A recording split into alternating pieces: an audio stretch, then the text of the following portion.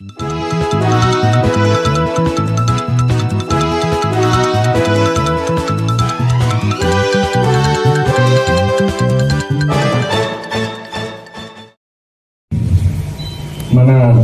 నియోజకవర్గానికి అధిష్టాపురం విచ్చేసిన గౌరవనీయులైన జిల్లా ఎస్పీ గారైన మురళీకృష్ణ ఐపీఎస్ గారికి, వేదిక నిర్వహించిన మన పర్వానికి వచ్చేవాళ్ళు ఎవరైనా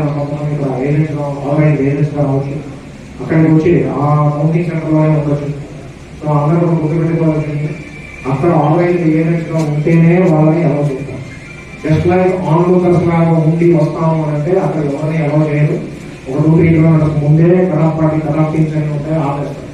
సో ఇది కూడా గుర్తుపెట్టుకోవాలి. అది కాకుండా ఎవరైనా వస్తామంటే మాత్రం కఠినంగా వ్యవహరించాల్సిన అవసరం ఉంటుంది. దాన్ని నేనైనా ఆ స్థానంలో మీరైనా ఎవరైనా దాన్ని ఆమోదించాల్సిన అవసరం ఉంది.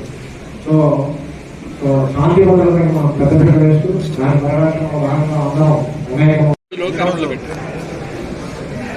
అనకాపల్లి జిల్లాలోని యలమంచిలి సంబంధించినటువంటి వివిధ స్థాయి నాయకులందరికీ కూడా ఒక శాంతి భద్రతల పరిరక్షణ సదస్సును నిర్వహించడం జరిగింది.